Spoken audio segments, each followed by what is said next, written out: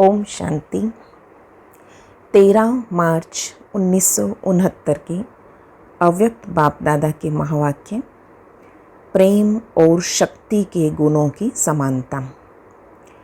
आत्म अभिमानी हो, याद की यात्रा में बैठे हो। याद की यात्रा में भी मुख्य किस गुण में स्थित हो? याद की यात्रा में होते हुए भी मुख्य किस गुण स्वरूप में हो? इस समय आपका मुख्य गुण कौन सा है? सभी ने अपना अपना विचार सुनाया। इस समय सभी विशेष प्रेम स्वरूप की स्थिति में हैं, लेकिन प्रेम के साथ साथ वर्तमान समय की परिस्थितियों के प्रमाण जितना ही प्रेम स्वरूप उतना ही शक्ति स्वरूप भी होना चाहिए। देवियों के चित्र में देखे हैं, देवियों के चित्र की मुख्य क्या विशेषता होती है? अपने चित्रों को कभी ध्यान से देखा है? जब देवियों के चित्र बनाते हैं, काली के सिवाय बाकी जो भी देवियां हैं, उन्हों के नयन हमेशा गीले दिखाते हैं, प्रेम में जैसे डूबे हुए नयन दिखाते हैं।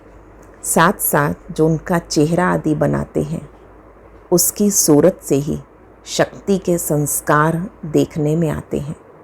लेकिन नैनों में प्रेम, दया, शीतलता देखने में आती है।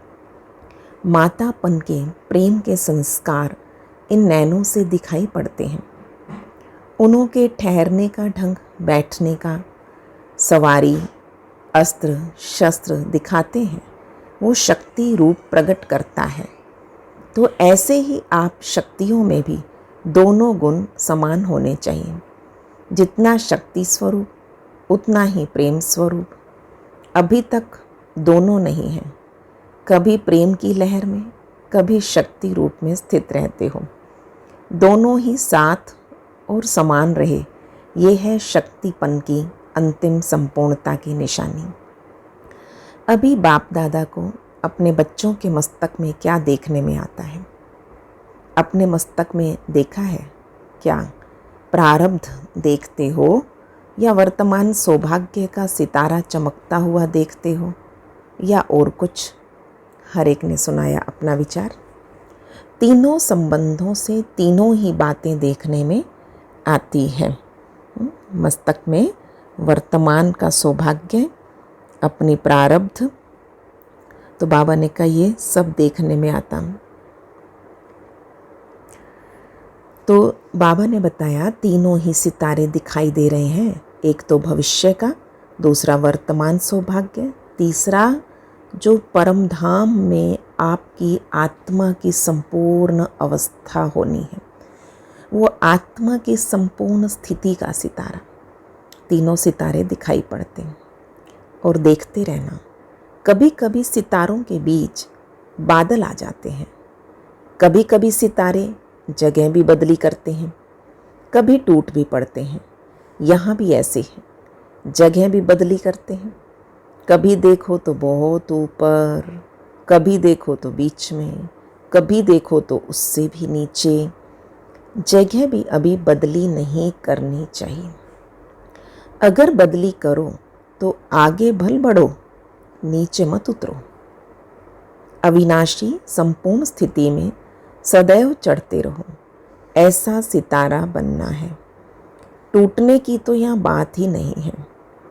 सभी अच्छे पुरुषार्थी बैठे हुए हैं, बाकी जगह बदली की आदत को मिटाना है। स्थिति ऊपर नीचे होती है, बाबा ने कही आदत मिटाओ। कुमारियों की रिजल्ट कैसी है?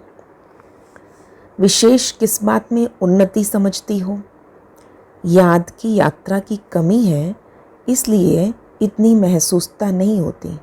अमृत वेले याद का इतना अनुभव नहीं होता है, इसलिए जैसे साकार में यहाँ बाहर खुली हवा में सैर भी कराते थे, लक्ष्य भी देते थे, योग का अनुभव भी कराते थे। इसी रीति जो कुमारियों के निमित्त टीचर्स हैं, वो उन्हों को आधा घंटा एकांत में सैर कराएं।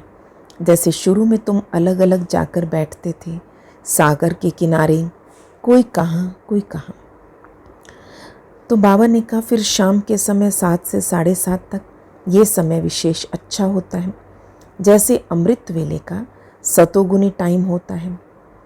तो ऐसा ही शाम का टाइम सतोगुनी है। सैर पर भी इसी टाइम निकलते हैं। उसी समय संगठन में योग कराओ और बीच बीच में अव्यक्ति रूप से बोलते रहो। कोई का बुद्धि योग यहाँ वहाँ होगा तो अटेंशन खींचेगा। योग की सब्जेक्ट में बहुत कमी है। भाषण करना, प्रदर्शनी में समझाना, ये तो आजकल के स्कूल की कुमारियों को 1 सप्ताह की ट्रेनिंग दे दो, बहुत अच्छा समझा लेंगी। लेकिन ये जो जीवन में अतीन्द्रिय सुख का अनुभव करना है, उस समय उसे समझो जैसे बाप दादा के निमंत्रण पर जा रहे हैं। जैसे बाप दादा सैर करने आते हैं, वैसे बुद्धि योग बल से तुम सैर करती हो। जब याद की यात्रा का अनुभव करेंगे तो अव्यक्ति स्थिति का प्रभाव आपके नैनों से, चलन से प्रत्यक्ष देखने में आएगा। फिर उन्हों से माला बनवाएंगे, जैसे शुरू में आप खुद माला बनाती थी ना। इस ग्रुप को उमंग उत्साह अच्छा है। बाकी एक बात खास ध्यान में रखनी है कि 1-2 के संस्कारों को जान करके, 1-2 के स्नेह में 1-2 से बिल्कुल मिलजुल कर रहना है। जैसे कोई से विशेष स्नेह होता है, उससे कितना मिक्स हो जाते हैं, ऐसे ही सभी को 1-2 में मिक्स होना चाहिए। जब कुमारियाँ ऐसा शो करके दिखाएंगी, तब फिर और भी कुमारियाँ सर्विस करने के निमित्त बनेंगी, और जो निमित्त बनता है उनको उसका फल भी मिल जाता है।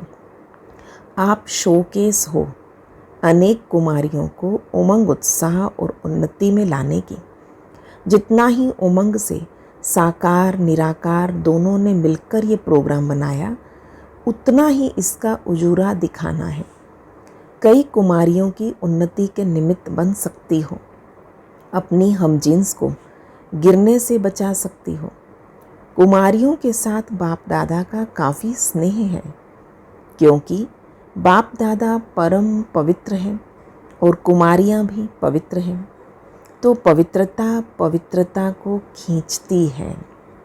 वर्तमान समय मुख्य विशेषता यही चाहिए। हर एक महारथी का फर्ज है अपना गुण औरों में भरना। जैसे ज्ञान का दान देना होता है, वैसे गुणों का भी दान करना चाहिए। जैसे ज्ञान रत्नों का दान करते, वैसे गुणों का दान बहुत बड़ा दान है। ज्ञान देना तो सहज है, गुणों का दान देना इसमें जरा मेहनत है। गुणों का दान करने में सभी महारथियों में नंबर 1 कौन? जनक। ये गुण उसमें विशेष है। 1-2 से ये गुण उठाना चाहिए। आबू म्यूज़ियम के लिए बाबा बोले, दूरांदेशी और विशाल बुद्धिबन म्यूज़ियम तैयार करना है। पहले ही भविष्य को सोच समय को सफल करने का गुण धारण करना है और टाइम पे तैयार करना। जल्दी भी हो, संपूर्ण भी हो तो कमाल है। अगर कोई कमी रही तो उस कमी की तरफ सबकी नज़र जाएगी। ऐसी कमी ना हो, सभी के मुख से कमाल है ऐसा निकलना चाहिए। सारा दैवी परिवार आपका चेहरा म्यूज़ियम में दर्पण में देखेंगे। अच्छा, ओम शांति।